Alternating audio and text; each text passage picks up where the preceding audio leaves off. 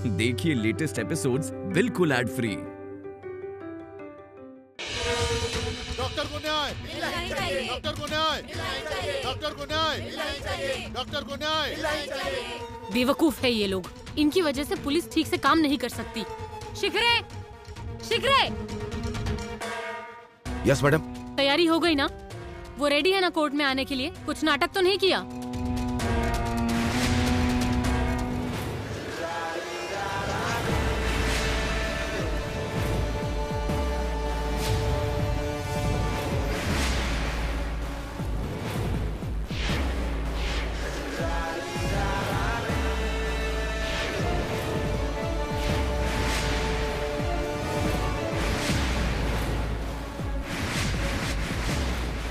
तुमने दिए हुए हर दर्द का बदला लेना है मुझे दिव्या सिंह। ये तुम्हारी जिंदगी की सबसे यादगार केस होने वाली है। तुम्हारी आंखों के सामने मैं छूट जाऊंगा और तुम हाथ मलते रह जाओ। ये वादा है इस देवी सिंह का।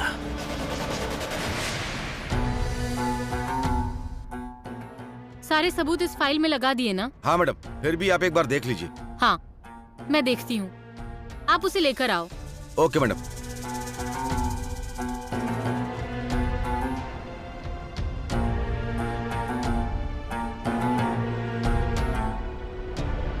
मैडम,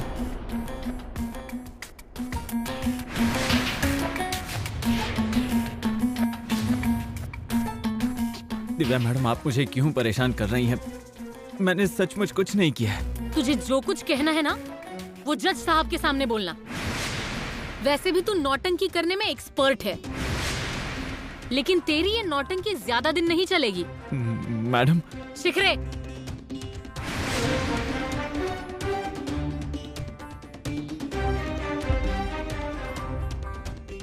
ब्रेकिंग न्यूज, ये गांव के लिए भगवान के अवतार और पुलिस जिसे देवी सिंह समझती है, डॉक्टर जिन्हें आज कोर्ट में पेश किया जाएगा। आप देख सकते हैं उनके समर्थन के लिए कितने लोग जमा हो गए हैं। डॉक्टर आ गए। डॉक्टर, डॉक्टर को न्याय, डॉक्टर को न्याय, डॉक्टर को न्याय, डॉक्टर को न्याय, डॉक्टर को न्याय।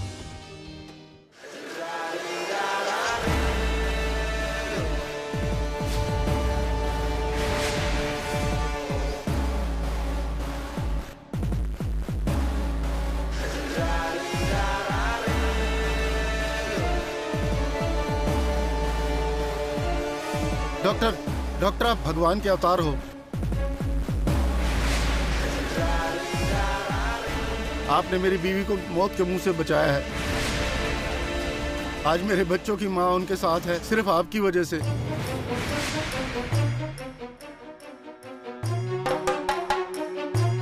जिंदगी भर भी आपकी गुलामी करूं तो भी आपका कर्ज चुका नहीं पाऊंगा। आपको कुछ नहीं होगा डॉक्टर साहब, आपको कुछ नहीं होगा। अरे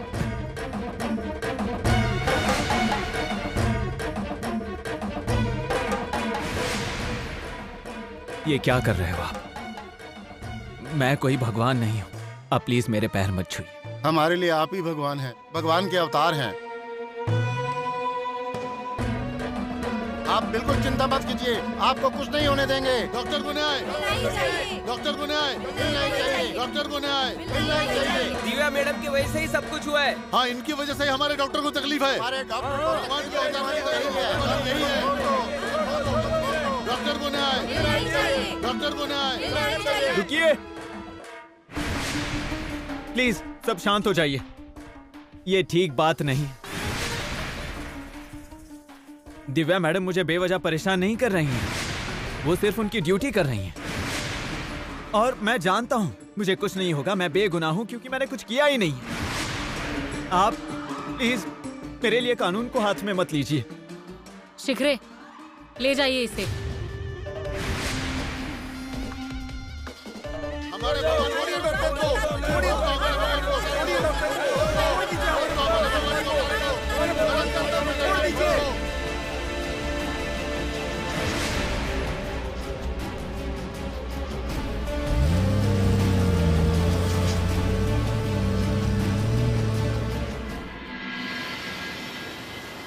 आज डॉक्टर के केस की सुनवाई है। उस डॉक्टर पर 10 खून का इल्जाम है। मुझे नहीं लगता इस केस का फैसला आने में ज्यादा वक्त लगेगा। डॉक्टर के खिलाफ सारे सबूत हैं उनके पास। अब तो फांसी या उम्र कैद, इतना ही फैसला आना बाकी है। ऐसा कुछ भी नहीं होगा, डॉक्टर छूटेंगे, मैं छोड़ाऊंगा उन्हें। अरे जब डॉक्टर ने कुछ किया ही नहीं तो उनके खिलाफ सबूत कहाँ से मिलेगा? डॉक्टरी के पेशे को कालिक पोतने जैसा काम किया इस डॉक्टर ने। अगर मैं आपकी जगह होता तो मैं ये केस कभी ना लेता। बड़े ही ठंडे दिमाग से खून किए हैं इस डॉक्टर ने। ऐसे इंसान को फांसी की सजा मिलनी चाहिए।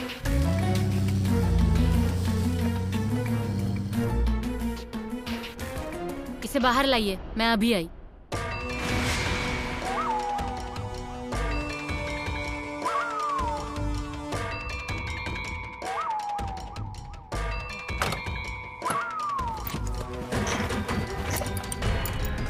डॉक्टर, आप पर जो इल्जाम लगे उस बारे में आप क्या कहना चाहते हैं? क्या आपको आपके गुनाह कबूल है? सारे खून के पीछे आपका मकसद क्या था?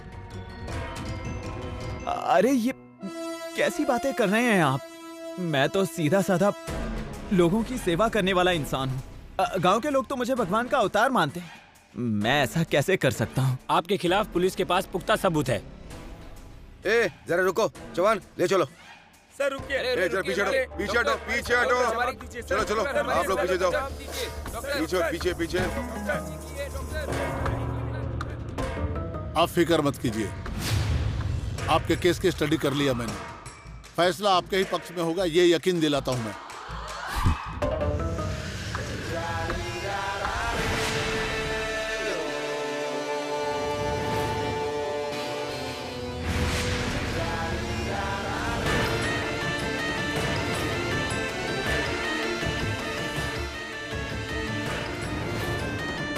ब्यूटीफुल।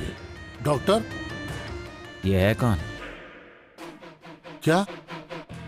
अब सॉरी, कौन है ये?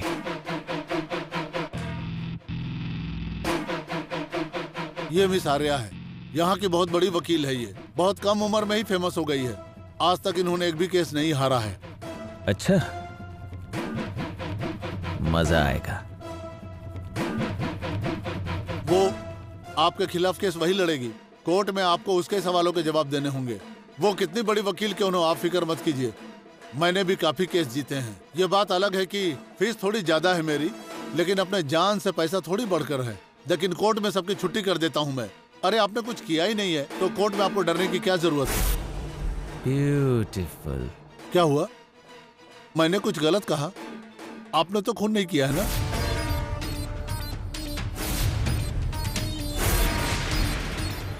अरे आप जैसा नेक और ईमानदार आदमी ऐसा कर ही नहीं सकता है।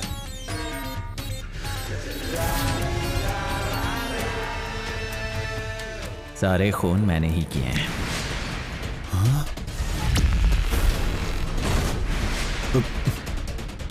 अब बोलो, लड़ोगे मेरी तरफ से? हाँ, क्यों नहीं, मैं लड़ूंगा आपका केस। ये तो मेरा काम ही है ना। मत लड़ना, मुझे आपकी जरूरत नहीं है, जाइए। अरे मेरे से अच्छा काबिल वकील आपको यहाँ मिलेगा भी नहीं। मैं लड़ूंगा ना आपका केस। देखिए आप गलती कर रहे हैं। आर्या मैडम को हराने के लिए आपको मुझ जैसा अनुभवी वकील की जरूरत है। मुझे उसे हराना नहीं है, जिताना है। मतलब? देखिए आप अपने आप को भले होशियार समझते हो ना, लेकिन ये आपको महंगा पड़ने वाला है। मेरी मानिए, चाहिए तो मैं मेरी फीस कम कर देता हूँ। मैं लड़ूंगा आपका केस। आप फ्री में भी लड़ोगे तो भी नहीं चाहिए मुझे। अरे मुझे आपकी जरूरत नहीं है, जो होगा देख लूंगा, जाइए। अरे मेरी बात तो सुनिए। कहा ना जाइए।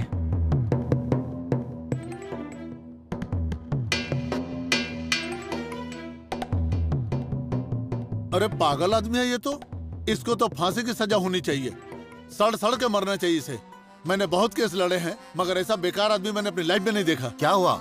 आप अपने मुवक्किल के बारे में ऐसा कैसे बोल सकते हैं? अरे एक नंबर का बेकार आदमी है ये। इसके ऊपर जो 10 खून के इल्जाम है ना, वो इसी ने किए हैं सब। और फिर भी बोलता है वकील की जरूरत नहीं है उसको। क्या आपके सामने सारे गुनाह कबूल कर लिए? हाँ हाँ, मैं भी देखता हूँ केस कैसे जीतेगा वो। हाँ, वो कैसे जीत पाएगा? उसके खिलाफ सबूत ही इतने हैं कि आप भी अगर उसका केस लड़ते तो भी हार जाता। सरकारी वकील के तौर पर आर्या देशमुख केस लड़ने वाली है। पूरे कोर्ट के सामने उसे नंगा कर देगी। नहीं, इतनी आसानी से हार मानने वाला नहीं है वो। कुछ तो खतरनाक प्लान उसके दिमाग में चल रहा है। वो जल्द ही समझ में आएगा।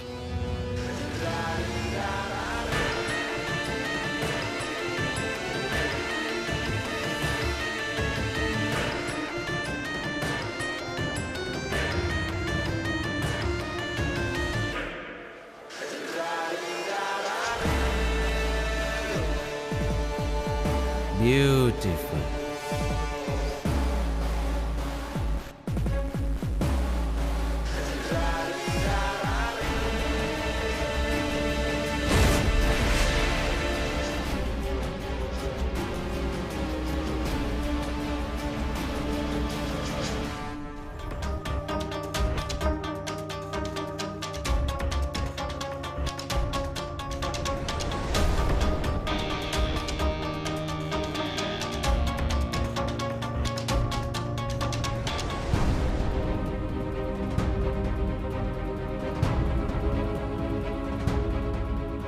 कोर्ट की कार्रवाई शुरू की जाए। मुलजिम को कटघरे में ले आइए।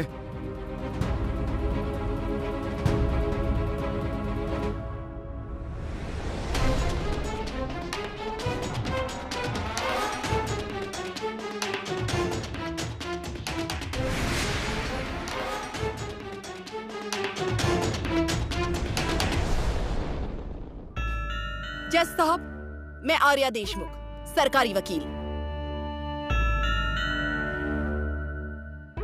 मुलजिम पर एक बुजुर्ग दादाजी, रूपा रेशमा, सुरेश पाटिल, संजू, मंजू, इंस्पेक्टर चौहान, रूपा के पिता, अपर्णा की माँ और एक विटनेस लड़का, ऐसे 10 खून का। और अपर्णा को खुदकुशी के लिए मजबूर करना, ऐसे कुल मिलाकर 11 मुकदमे दर्ज हैं। वैसे ही चोरी, धोखाधड़ी, ये भी इल्जाम है। ये सब झूठ है, सब कुछ झूठ है। हमारे भगवान के अवतार को फंसाया जा रहा है। ये बिल्कुल सही कह रहे हैं, फंसाया गया है। ऑर्डर, ऑर्डर, शांत हो जाइए। बैठिए आप लोग। बैठ जाओ वरना बाहर निकाल देंगे। बैठ जाओ, बैठ जाओ। जज साहब, मुझे मुलजिम को केस के बारे में कुछ सवाल पूछने की इजाजत दी जाए। इजाजत है। आपके वकील?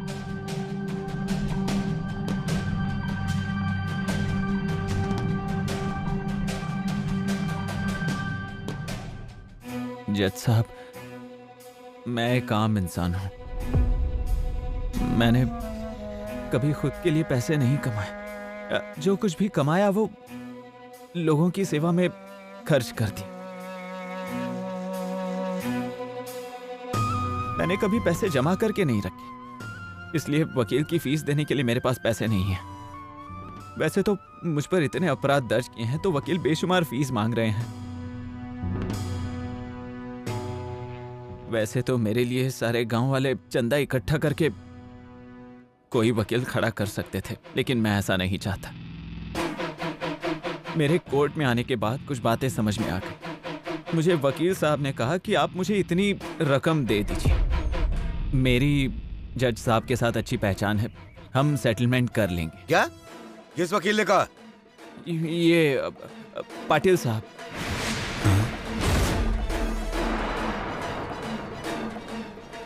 नहीं नहीं जज साहब, मैंने ऐसा कुछ भी नहीं कहा है। ये आदमी सफेद झूठ बोल रहा है। नहीं।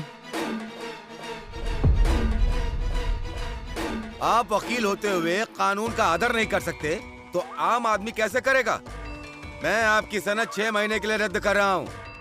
6 महीने तक आप कोई भी केस नहीं लड़ पाएंगे। नहीं जज साहब, आप मेरा विश्वास कीजिए, ये आदमी सरासर झूठ बोल रहा है। देखिए, आपने अगर शोर मचाया तो आपकी सनद 1 साल के लिए रद्द कर दूंगा।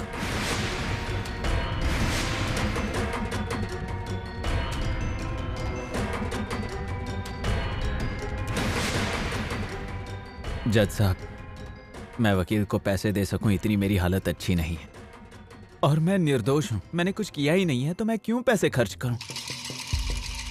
मुझे कोर्ट में खुद की पैरवी कर सकूं, इसलिए क्या करना होगा? कानून के हिसाब से वकील की जरूरत होती है।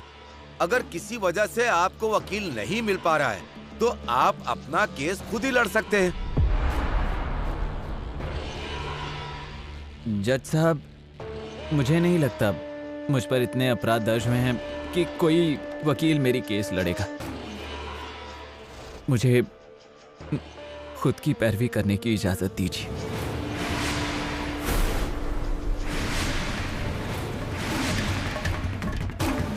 देखिए, एक बार आप फिर से सोच लीजिए, आपको कोई अच्छा वकील मिल सकता है। नहीं, मैं खुद अपनी केस लड़ सकता हूँ क्योंकि मैं ईमानदार हूँ। और प्लीज मुझे मेरी केस लड़ने दीजिए, मैं आपके सामने हाथ जोड़ता हूँ। नहीं, उसकी जरूरत नहीं है।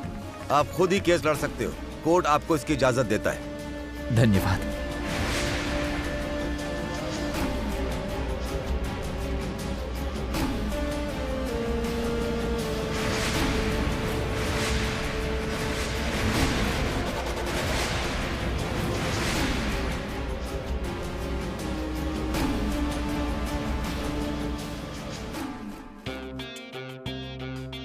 आपका नाम?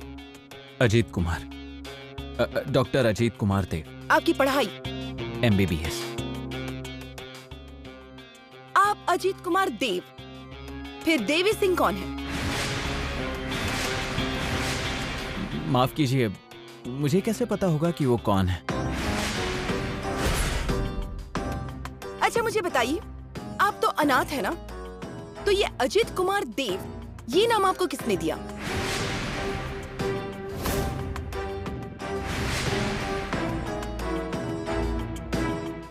क्या हुआ, बता रहे हैं ना? हाँ जज साहब, मैं अनाथ ही पला बढ़ा हूं। इस दुनिया में मेरा अपना कोई नहीं है, लेकिन इस दुनिया में ऐसे भी लोग हैं जो निस्वार्थ भाव से लोगों की सेवा करते हैं। मैं बचपन से ही काफी होशियार था। ये देखकर एक भले इंसान ने मेरी परवरिश की, खुद के बेटे की तरह मुझसे प्यार किया। ये नाम उन्होंने ही दिया है, अजीत, जिसे कभी भी कोई भी पराजित नहीं कर सकता। वो अजीत। उनकी इच्छा थी कि मैं डॉक्टर बनूं, तो मैंने उनके एहसानों की कद्र की और खूब पढ़ाई की, बहुत कष्ट उठाए और मैं डॉक्टर बन गया। और उनकी तरह ही मेरी पूरी जिंदगी समाज सेवा के लिए समर्पित कर दी। मैं भी समाज की सेवा करने लगा, इस गांव में आ गया। हाँ ठीक है ठीक है, अब जो मैं पूछूंगी उसी सवाल का जवाब दीजिए।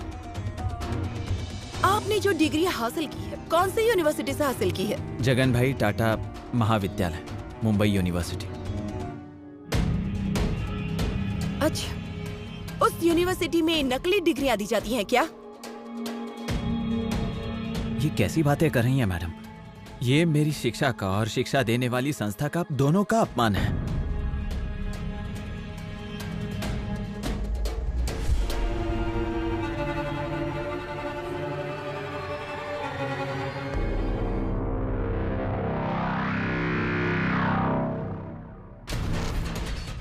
जज साहब, ये रहे इसके MBBS सर्टिफिकेट्स। ये सर्टिफिकेट्स असली है या नकली, जांच के लिए हमने यूनिवर्सिटी भेजे थे।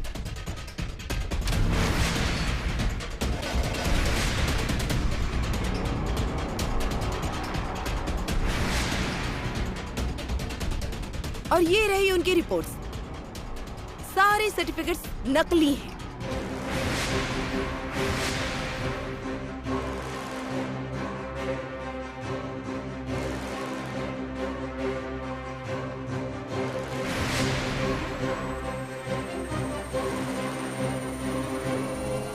क्या हुआ, आप टेंशन में आ गए? आपको तो पसीना आ रहा है, पानी पिएंगे? नहीं ठीक है, थैंक यू। तो बताइए जज साहब को कि वो सर्टिफिकेट्स झूठे क्यों हैं? बताइए उन्हें कि आप डॉक्टर नहीं बल्कि कंपाउंडर हैं।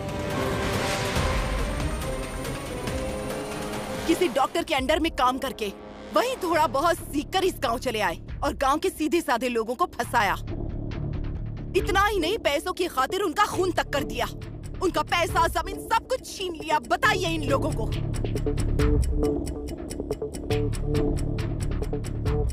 हाँ, वो सर्टिफिकेट डुप्लीकेट है।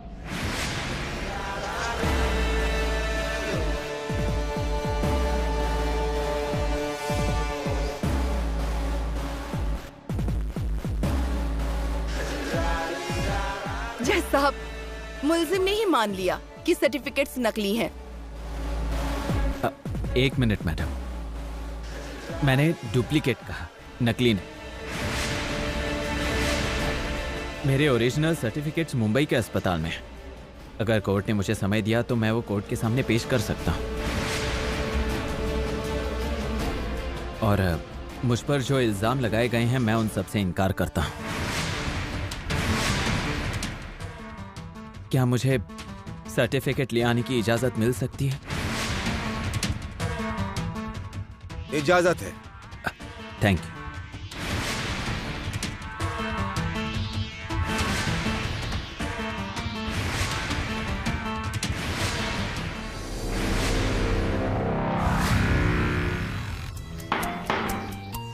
अगली सुनवाई के लिए 10 तारीख मुकर्रर की जाती है। जज साहब, मैं गांव में इकलौता डॉक्टर हूँ। कातरवाड़ी मेरे गांव का नाम है और गांव के आसपास जो गांव है वहां पर भी कोई डॉक्टर नहीं। अगर पेशेंट का ठीक से इलाज नहीं हो पाया और बिना इलाज के कोई पेशेंट की जान चली गई तो मैं खुद को माफ नहीं कर पाऊंगा। मुझे पेशेंट्स को चेक करने की या देखभाल करने की इजाजत मिले। मैं अपनी जमानत के लिए अपील करता हूं। वाह, आप तो बहुत ही चालाक हो। वैसे एक और लोगों की हत्या करते हो और दूसरी ओर लोगों की बहुत ज्यादा फिक्र है, ऐसा नाटक करते हो। इतना सब कुछ कैसे कर लेते हो? एक मिनट मैडम, आप मुझे डॉक्टर नहीं मानती लेकिन मैं डॉक्टर हूँ। मेरा पहला फर्ज लोगों की जान बचाना है, लोगों की जान लेना नहीं।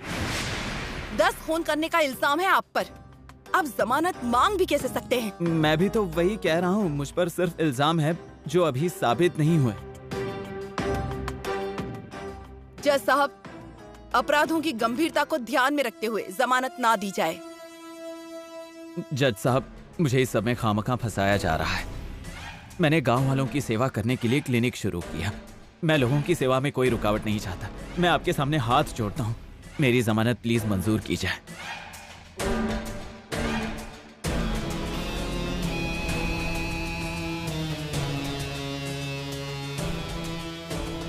संगीन इल्जामों को देखते हुए जमानत खारिज की जाती है।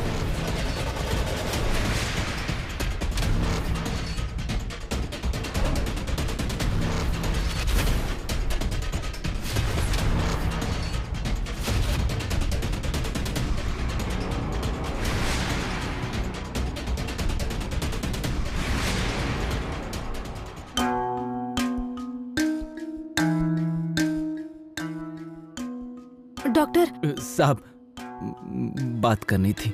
कर लो। अब हम क्या करेंगे? आपकी तो जमानत भी नहीं हुई। मुझे तो बहुत टेंशन हो रहा है।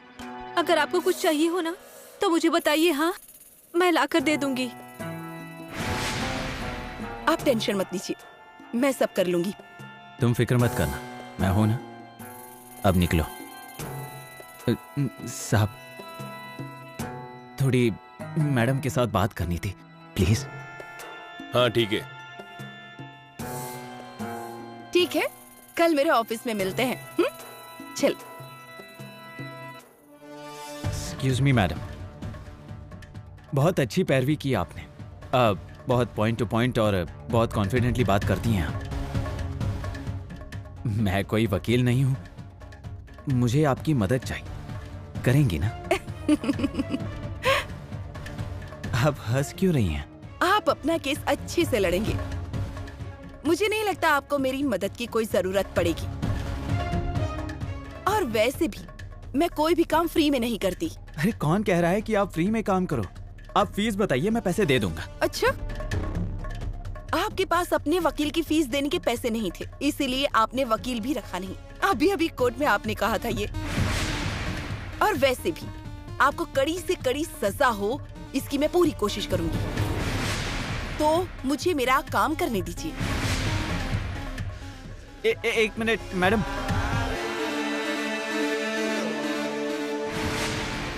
ये कभी सुधरने वाले नहीं हैं।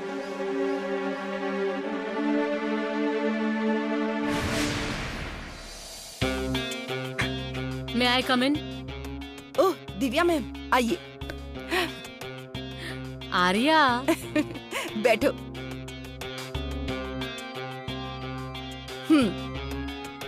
तो चाय या कॉफी? चाय चलेगी। ठीक है, 2 चाय स्पेशल। बोलो। अच्छा हुआ उस देवी सिंह को जमानत नहीं मिली, वरना वो हमारे हाथ से निकल जाता। 10 खून करने के बाद कैसे मिल सकती है उसे जमानत? तुम नहीं जानती, वो बहुत चालाक है। मगरमच्छ के आंसू कैसे बहाते हैं वो बहुत अच्छे से जानता है।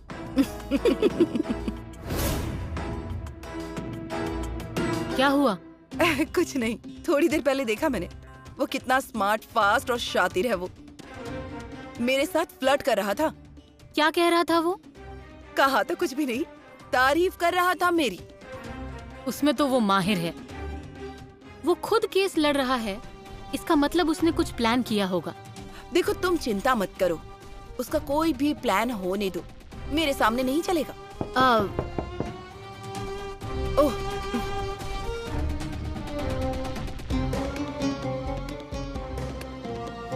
लो।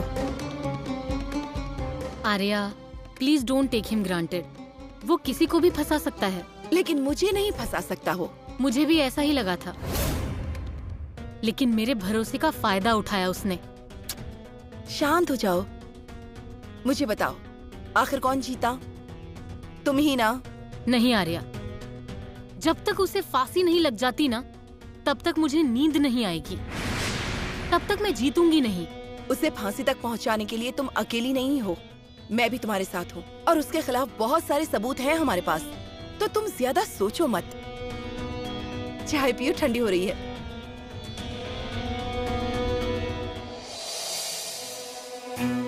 हाँ, नाम? अजीत कुमार दे, डॉक्टर अजीत कुमार दे।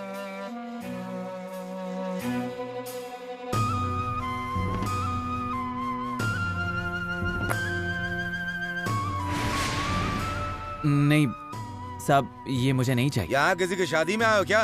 ये कपड़े नहीं चाहिए? चुपचाप ये कपड़े पहनो और चलो यहाँ से। ले जाओ।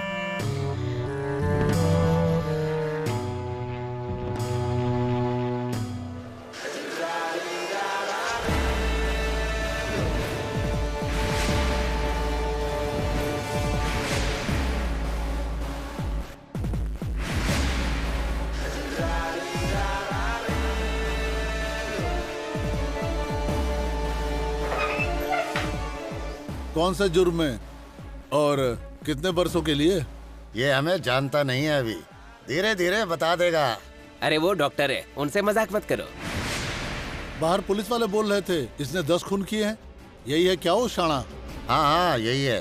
कमाल कर दिया तुमने, इतना पढ़ा लिखा होकर भी, डॉक्टर होकर भी मारा। देखिए भाई साहब, मेरा कोई भी अपराध साबित नहीं हुआ, मैंने कुछ नहीं किया। केस खत्म होने से पहले आने वाला हर कैदी ऐसे ही बोलता है और आखिरकार यहीं आता है सजा काटने। तुम भी अब सारी जिंदगी यहीं सड़ोगे, यही तुम्हारा घर। हवलदार साहब, हवलदार साहब। क्यों रे, क्यों चिल्ला रहा है? मैं घर का खाना खा सकता हूँ प्लीज?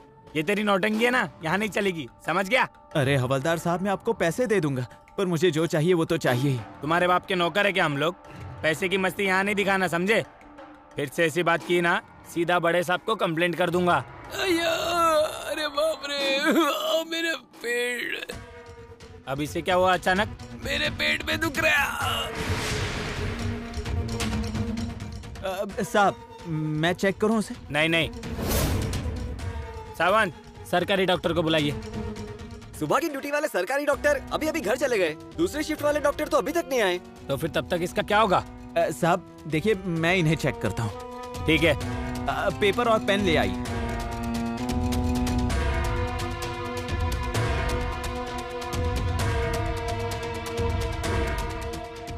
हाथ दिखाओ। हवलदार साहब, आपका हाथ तो।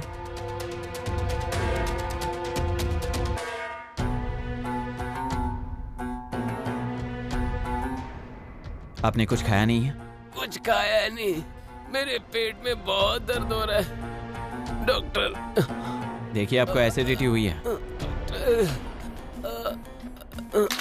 ये गोलियां देनी पड़ेगी और साथ में कुछ खाने के लिए ले आइए, ठीक है? पेट दर्द के साथ साथ सीने में भी जलन हो रही है। आप बिल्कुल फिक्र मत कीजिए, मैं हूं ना।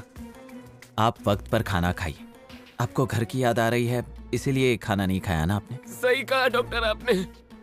हवलदार साहब, इन्हें बाहर ले जाइए। एसिडिटी है ना, तो उल्टी करने को कहिए, अच्छा महसूस करेंगे।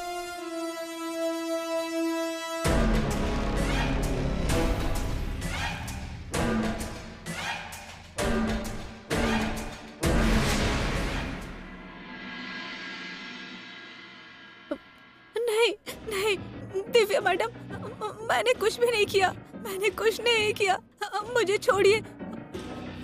नहीं नहीं नहीं, मुझे जेल नहीं जाना है। दिव्या मैडम, मैंने कुछ भी नहीं किया, मुझे छोड़ दीजिए, मैंने कुछ भी नहीं किया। डिम्पल, ए डिम्पल, डिम्पल, क्या हुआ बेटा? रुक जरा रुक। हे भगवान, ये ले, थोड़ा पानी पी ले, पी ले। आराम से आराम से। उस दिव्या मैडम का नाम क्यों ले रही थी? मम्मी, हाँ, मुझे बहुत डर लग रहा है। दिव्या मैडम मुझे भी तो जेल में नहीं डाल देंगी ना? डॉक्टर का देखा ना क्या हाल हुआ है। मम्मी, मुझे जेल में नहीं जाना। अरे मुझे बहुत डर लग रहा है मम्मी। अरे अरे बेटा, क्या हुआ तुझे? टेंशन मत ले, मैं हूं ना तेरे साथ। ये दिव्या मैडम का तो बेड़ा गर्क हो। अब तक तो गृहस्थी भी शुरू हो जाती मेरी बेटी की, लेकिन नजर लग गई उस मैडम की। खुद की शादी का सपना पूरा नहीं हुआ ना, इसलिए दूसरी की शादी भी नहीं होने दे रही है कलमुही। तू चिंता मत कर। ये देख, मैं कल ही मंदिर जाऊंगी और भगवान से प्रार्थना करूंगी। डॉक्टर को कुछ नहीं होगा, कोई अपराध नहीं किया है, इसके लिए वो जल्दी से छूट जाए। और वो जल्दी छूट जाएंगे तब मैं तुम दोनों की शादी करा दूंगी। अब डरना मत बेटा। हाँ, अब सो जा, सो जा, मैं हूँ तेरे साथ, चिंता मत करना। हाँ?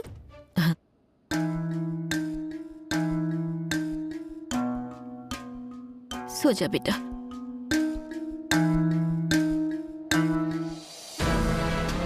बैठो।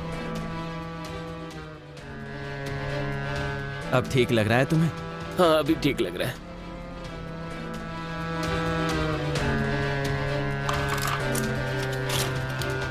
हाँ, ये दवाई खा लो। जरा पानी दीजिए। लो।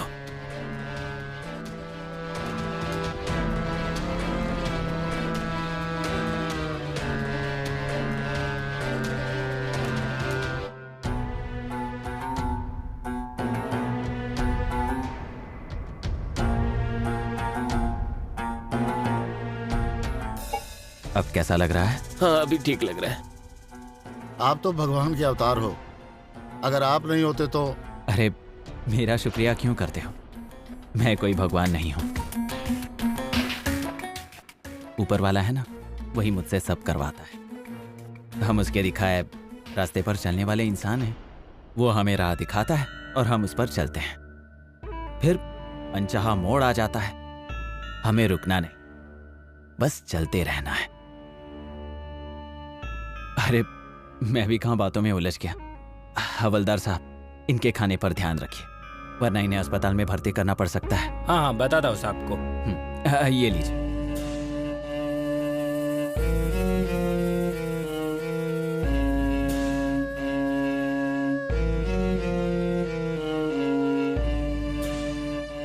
अरे, आप लोग मुझे ऐसे क्यों देख रहे हैं? मैंने कुछ नहीं किया है, मैं बेगुनाह हूँ। आपको देखकर ही पता चल रहा है। मुझे मालूम है, बाहर लोग आपको भगवान का अवतार कहते हैं, लेकिन आप तो सही में भगवान का अवतार हो। हाँ हाँ, आप तो भगवान के ही अवतार हो।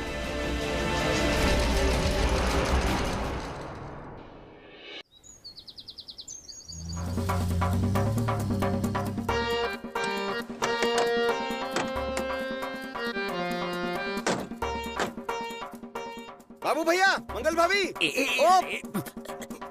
धीरे धीरे, ऐसे चिल्ला के पूरा गांव इकट्ठा करेगा। अगर आज ही को पता चला तो है? अगर उसको पता चला मेरी बीवी की बात चढ़ेगी फालतू में। अरे कह रहा हूँ हाथ तो हटा। बात तो तेरी सही है, तू एक काम कर, हाँ। चुपचाप अंदर जा और सबको चुपचाप बाहर ले आ। मैं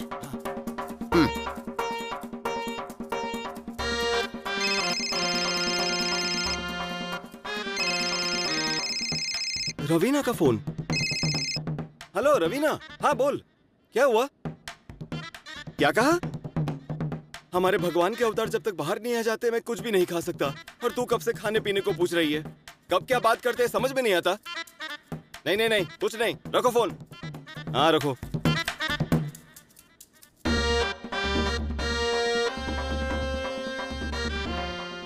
सरुआ जी, आप यहाँ गाड़ी में क्या कर रहे हो? अरे जल्दी से गाड़ी में बैठ जाओ, अगर कोर्ट की कार्रवाई शुरू हुई तो हमें बाहर बैठना पड़ेगा। आप यहाँ कैसे आ गए? अरे तुम लोग मुझसे छुपकर जा रहे थे ना, जैसे तेरी बीवी भाग गई ना वैसे तू भी भाग के जा रहा था, है ना? आ गई ना मेरी बीवी की याद है? वो जहाँ कहीं भी होगी ना हिचकी से ही मरेगी। देखो सरुआ जी, आप नीचे उतर जाओ, बूढ़े लोगों को कोर्ट में अंदर नहीं जाने देते। तुम लोग मुझे वहाँ लेके चलो, फिर मैं देखती हूँ वो अंदर लेते या नहीं। अरे अजी, टोनिया घर पे अकेला ही है। फिर तू रुक जा उसके साथ, आई है बड़ी मुझे सिखाने वाली। आई क्यों अपने आप को तकलीफ दे रही हैं? कोर्ट में ना खाना मिलता है ना पानी, क्या रखा है उस कोर्ट में? फिर तुम्हारे लिए क्या रखा है? तुम लोग क्यों जा रहे हो? हमें डॉक्टर को छूटते हुए देखना है, इसलिए जा रहे हैं। फिर मुझे भी उसे फांसी पे लटकाते हैं कि नहीं वो देखना है, इसलिए आ रही हूँ मैं। सरुआ जी, ये क्या बात कर रही हो? चुप चुप बोलो। अरे तू लेके चल मुझे, वरना मैं बद्दुआ दूंगी उस कंपाउंडर को। मेरे जुबान पे काले दाग है, ये सब तुम जानते हो। ठीक है, आने दो उसे, मैं उसका ध्यान रखूंगा। अच्छा ठीक है, चलो बैठो जल्दी। अजी, लेकिन वहाँ कोई बखेड़ा मत करना। अरे मैं तो नाचूंगी कोर्ट में अगर उस कंपाउंडर को सजा मिली तो। अरे चलो चलो जल्दी चलो।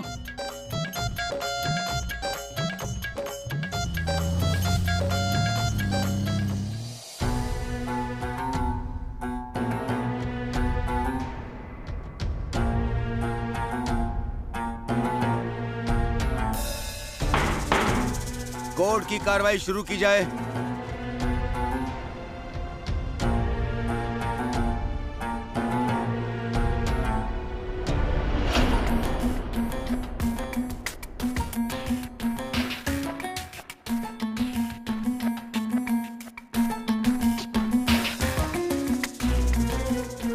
तो अजीत कुमार देव, डॉक्टर अजीत कुमार देव।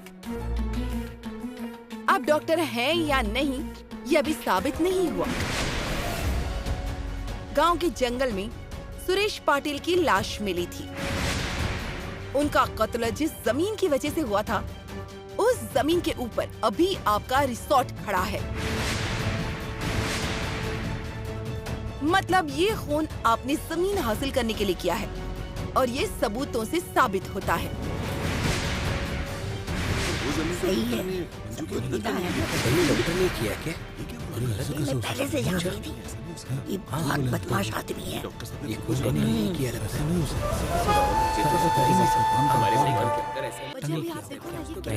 Order order. मुझे ये बताइए, सुरेश पाटिल का खून होने से पहले 2 बार आप मिले थे। क्या पूछ रही हूँ मैं? आप कुछ बोल नहीं रहे हैं। इसका मतलब आपको अपना जुर्म कबूल है। नहीं, मुझे कबूल नहीं है। मैंने मंजू की जमीन खरीदी थी क्योंकि वो बहुत जोर दे रही थी ताकि मैं उसकी मदद कर सकूं। मैं अब तक उन्हें 80% रकम दे भी चुका हूं। हाँ जज साहब, डॉक्टर जो कुछ कह रहे हैं बिल्कुल सच कह रहे हैं। मंजू बहुत तकलीफ में थी, उसे उसके पति के ऑपरेशन के लिए पैसों की जरूरत थी, इसीलिए डॉक्टर ने सौदा किया था। देखिए, इस तरह से कोर्ट में बीच में खड़े होकर बोलना अलाउ नहीं है। आपको मौका दिया जाएगा, तब बोलिएगा। मुझे माफ कर दीजिए जज साहब, मुझसे गलती हो गई। जज साहब, इस सिलसिले में और 2 गवाहों को पेश करना चाहूंगी। उन उनकी गवाही के बाद शायद बातें साफ हो जाएंगी। मैं सुरेश पाटिल की पत्नी छाया सुरेश पाटिल को पेश करने की इजाजत चाहती हूँ।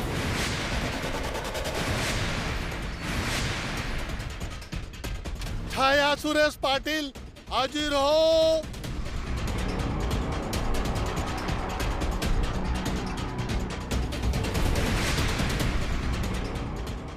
आपका नाम? छाया सुरेश पाटिल। सुरेश पाटिल आपके कौन लगते थे? पति थे मेरे। उनकी किसी के साथ कोई दुश्मनी थी? नहीं जानती, वो बाहर की बातें मुझसे कभी नहीं करते थे। क्या इन्हें आप पहचानती हैं?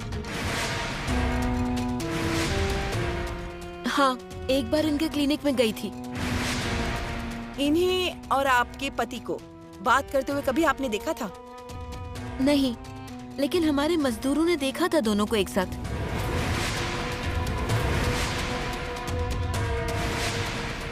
उस मंजू की जमीन के बारे में सुरेश पाटिल ने आपसे कुछ कहा था, कुछ याद है आपको? हाँ, जिस दिन मंजू को एडवांस देना था, उस रात बता रहे थे मुझे कि डॉक्टर कह रहे हैं उस मंजू की जमीन आप मत खरीदना।